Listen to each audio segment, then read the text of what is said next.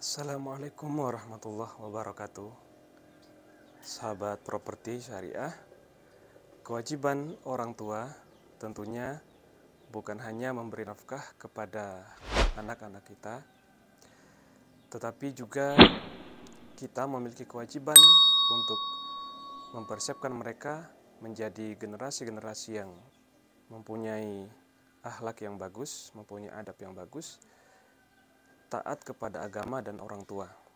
Sahabat, untuk menjadikan anak kita paham terhadap agama, memiliki adab yang bagus, dan menjadi anak yang taat kepada orang tua, taat kepada agama, taat kepada setiap aturan, maka semua itu harus kita tanamkan sejak kecil. Banyak kita lihat di sekeliling kita saat ini, anak-anak yang kemudian tumbuh menjadi remaja dan dewasa, namun memiliki akhlak yang tidak baik, memiliki adab yang buruk, tidak memiliki etika, tidak memiliki sopan santun, tidak mengenal agama, tidak mengenal sholat, tidak mengenal puasa, dan lain sebagainya.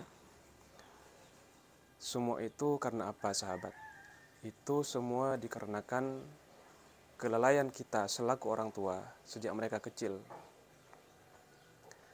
Seringkali kita menemukan prinsip-prinsip di sekitar kita yang berkata mungkin seperti ini. Biar saja, mereka kan masih kecil, jadi nggak perlulah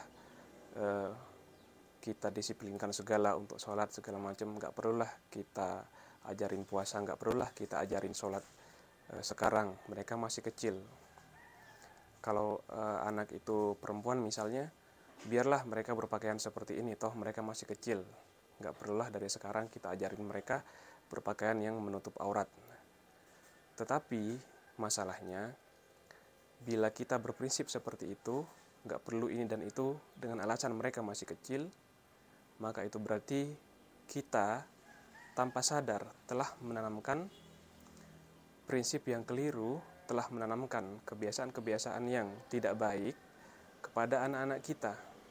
Kita selalu mengulangi perkataan-perkataan seperti biar saja seperti itu, toh mereka masih anak-anak.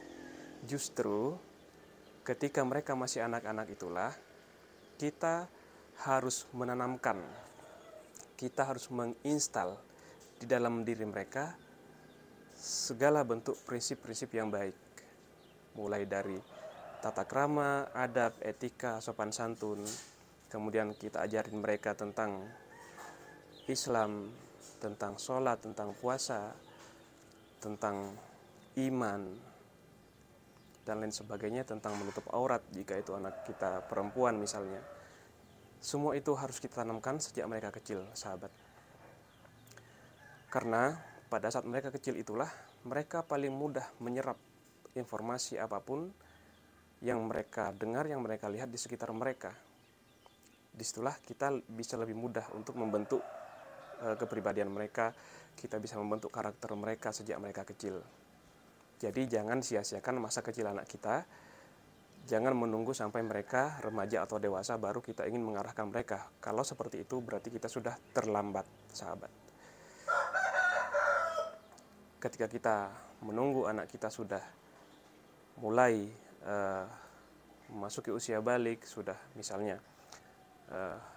lulus dari sekolah dasar, akan melanjutkan ke sekolah tingkat menengah, baru kita ingin mengajari mereka sholat, baru kita ingin mengajari mereka puasa dan lain-lain, baru kita ingin mengajari mereka menutup aurat, memakai pakaian yang tertutup. Pada saat itu mereka sudah sulit untuk menerima hal-hal yang kita ajarkan itu. Sudah terlalu banyak pengaruh dari sekitar mereka yang mereka serap, yang mulai tertanam di dalam benak mereka, mulai menjadi prinsip mereka seperti itu. Jadi jangan ambil risiko. Sebagai orang tua, kita harus mendidik anak kita sejak dini, sedini mungkin, tentu saja sesuai dengan kemampuan mereka, sesuai dengan daya tangkap mereka. Kita juga tidak boleh memaksakan sesuatu yang terlalu berlebihan, sesuaikan dengan usia mereka. Nah, seperti itu, sahabat. Misalnya, kita punya anak yang masih kecil, usia 3 tahun. Nah, kita biasakan mereka mendengarkan bacaan-bacaan Al-Quran. Kita biasakan mereka dengan sopan santun, bersalaman kepada orang tua, dan lain sebagainya. Kita biasakan mereka mengucapkan terima kasih. dan hal-hal yang ringan yang lainnya seperti itu, sahabat, sesuai dengan usia mereka. Bila anak kita mulai berusia 7 tahun, ya, kita jangan leha-leha, kita didik mereka dengan disiplin untuk sholat. Ketika sampai usia 10 tahun mereka tetap tidak sholat, mungkin perlu kita pukul, dalam artian bukan untuk menyakiti mereka, tetapi untuk menegasi mereka, dan memukulnya pun tidak boleh di bagian-bagian yang berbahaya, tetapi di bagian-bagian yang misalnya tidak berbahaya, di bagian betis, kaki misalnya, seperti itu. Nah, kita harus tegas kepada anak kita, terutama terkait masalah sholat itu juga. Kemudian hal-hal yang terkait dengan sholat seperti bagaimana cara beristinja, itu juga harus kita ajarkan sejak dini, agar mereka tidak menjadi enteng ketika mereka buang air kecil sembarangan, buang air besar mungkin mereka tidak bersih dalam bersuci, tidak tahu caranya bagaimana mensucikan najis yang mengenai diri mereka, seperti itu. Nah, hal-hal seperti itu harus kita tanamkan, harus kita ajarkan sejak kecil, agar ketika besar hal-hal baik ini sudah merupakan kebiasaan mereka.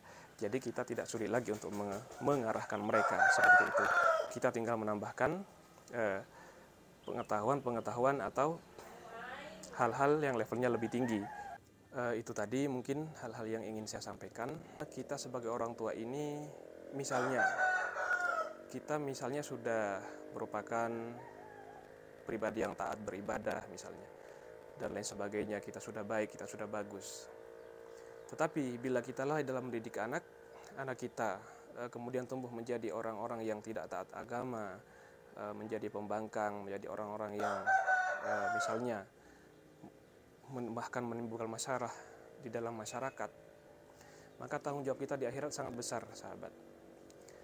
Kita sudah rajin ibadah dan lain sebagainya, kita sudah baik selama di dunia, kita beramal soleh, tetapi anak kita tidak terdidik dengan baik karena kelalaian kita, maka kita tetap akan Allah berikan hukuman berupa orang tua itu dimasukkan ke dalam nerakanya Allah nantinya.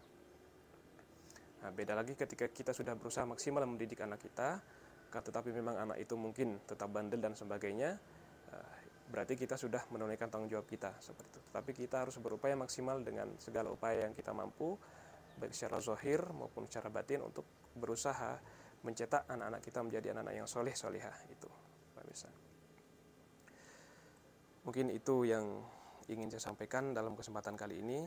Kurang lebihnya mudah-mudahan ini bisa sedikit menginspirasi agar kita tidak terlalu santai, tidak lalai dalam mendidik anak sejak dini, dan harapannya anak kita menjadi anak-anak yang soleh solihah, yang memberikan kebahagiaan bagi kita di dunia dan akhirat.